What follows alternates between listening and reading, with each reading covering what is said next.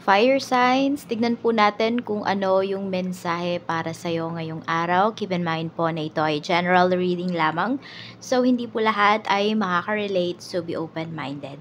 Sa mga hindi pa po nakasubscribe dito sa ating channel, please subscribe na po kayo and palike na din po ng ating video. At sa mga nais pong mag-avail ng ating private readings, ng ating Evil Eye Amulet, ng ating Tears Bracelet, makikita nyo po yung link sa description box. Tarot Intentions by Aliana Reyes. Tingnan po natin kung ano ang mensahe para sa iyo ngayon.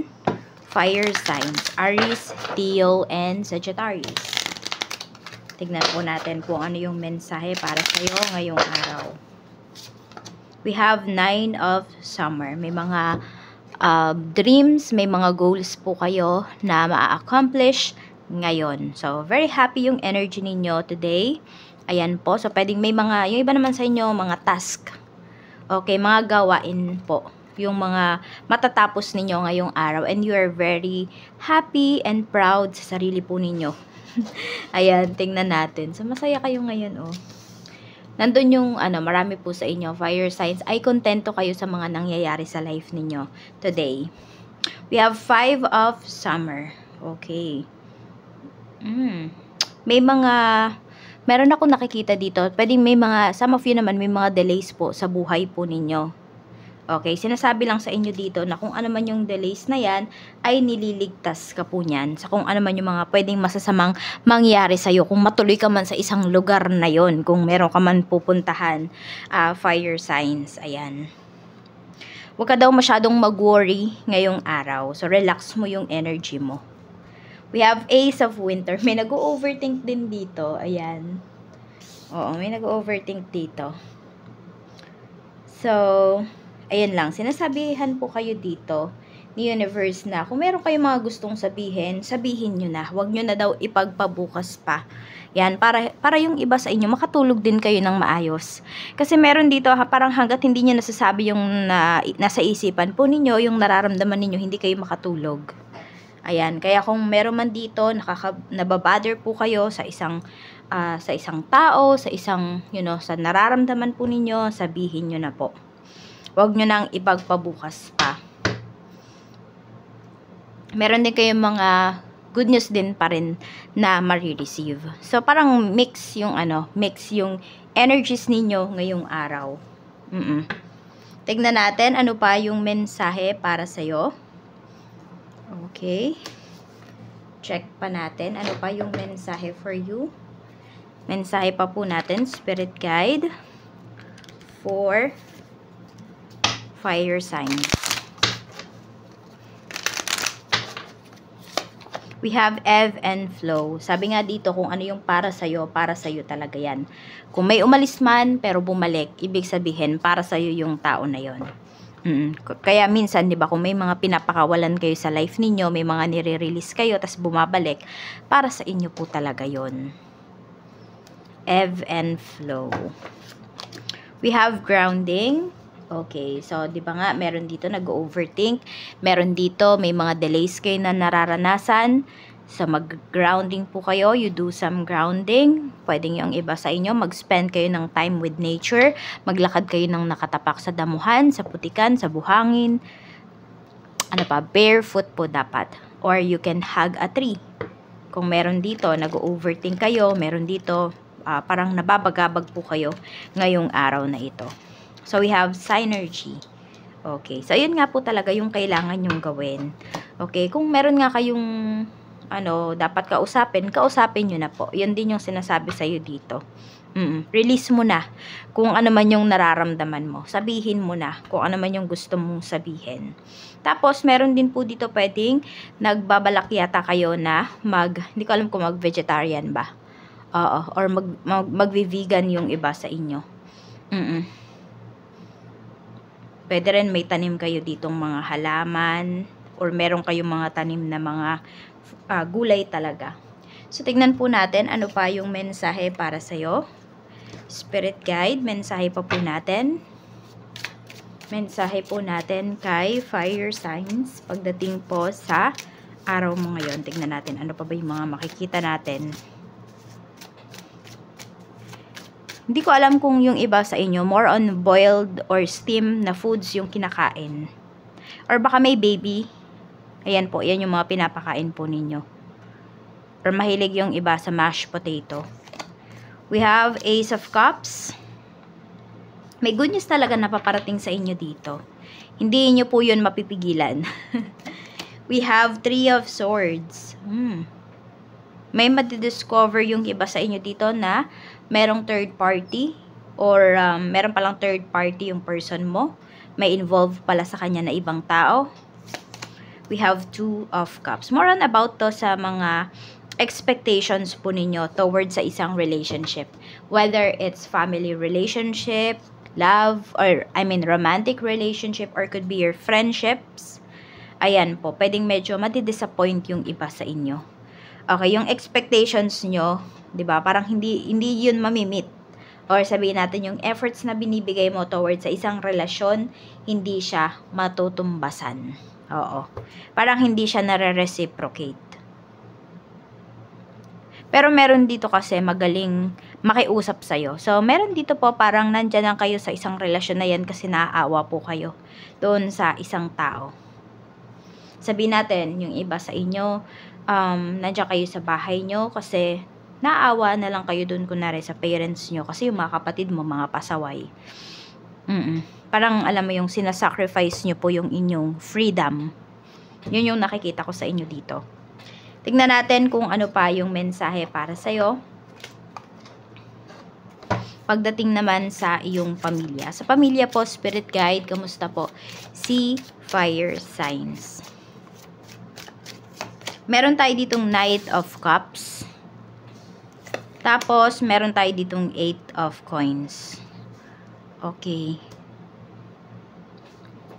Kung meron kayong pagkikita-kita dito ng mga, actually hindi lang to sa family mo, pwede rin sa mga relatives mo.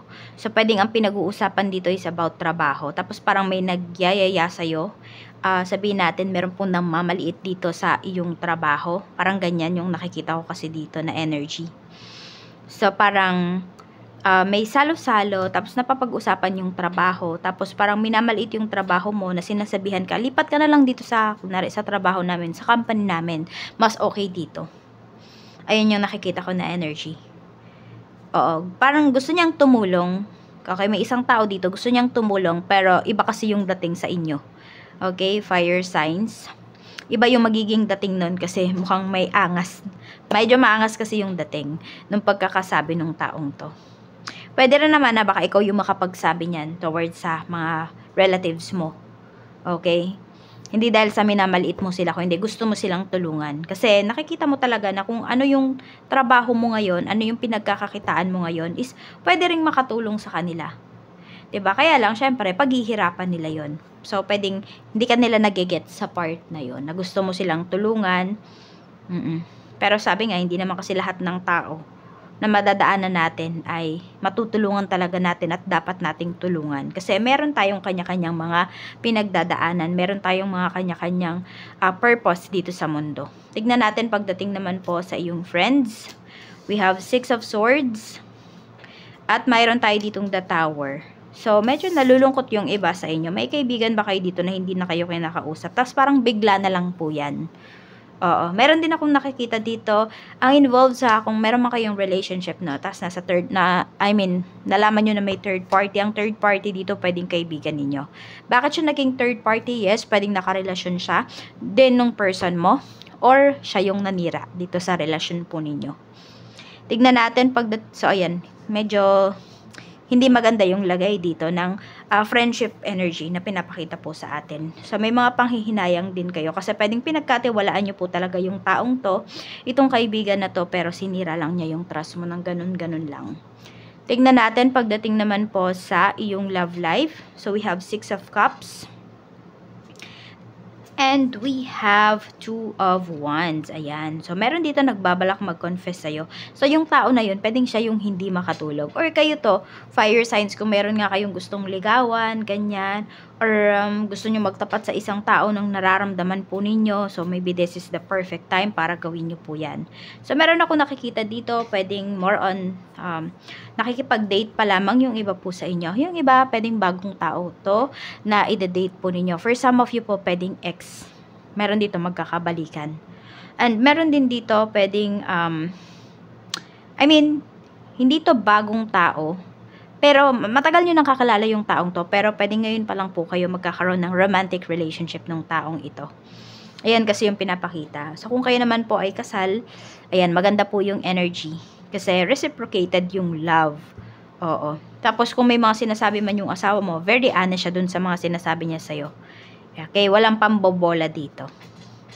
Reciprocated po yung love, yung energy, yung efforts. Check naman natin pagdating sa kaperahan. Sa kaperahan, we have the moon. Meron tayo ditong 9 of coins. Okay, so marami po sa inyo medyo maalwan na yung inyong, sabihin natin, yung inyong kaperahan ngayon. Fire signs. Kasi pwedeng may mga nabayaran na po kayo dito.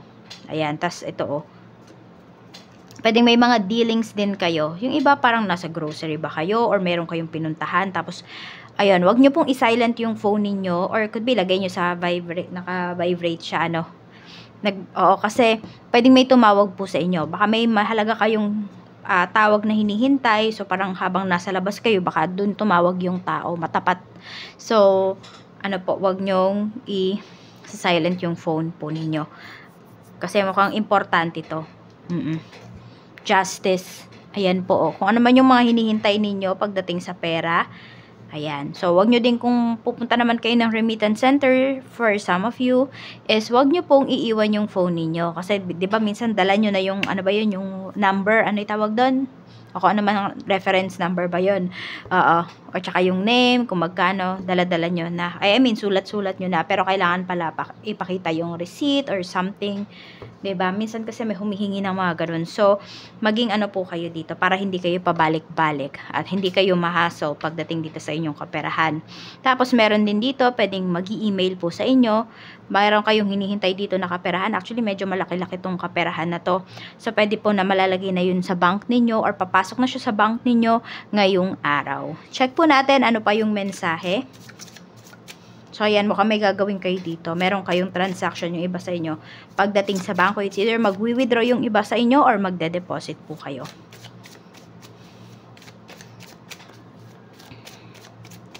Pagdating naman po, Spirit Guide, sa trabaho. Kamusta naman ang trabaho? We have Queen of Cups.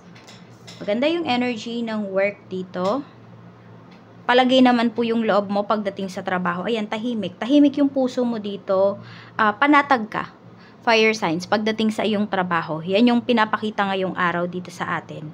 So, parang hindi araw-araw nakikibaka ka pagdating dito sa trabaho mo. Yes, ginagawa mo pa rin yung trabaho mo, pero mas relax po yung energy mo. Yun yung pinapakita dito. At saka may peace of mind ka. Yun yung pinaka-importante talaga. So, kung yung iba sa inyo, kung wala na kayong peace of mind dyan sa inyong trabaho, diba? Or kahit ano man yung relationships, you should let go na. Tignan natin pagdating naman po sa inyong negosyo. Kamusta naman po sa negosyo, Spirit Guide? Kamusta po ang negosyo? Negosyo, we have 10 of coins. Ang ganda ng energy natin for your business. Meron tayo ditong the Chariot. So, meron ba kayong ka-deal dito ngayong araw? So, maayos pong kausap yung tao na yan. Di man po kayo bibiguin.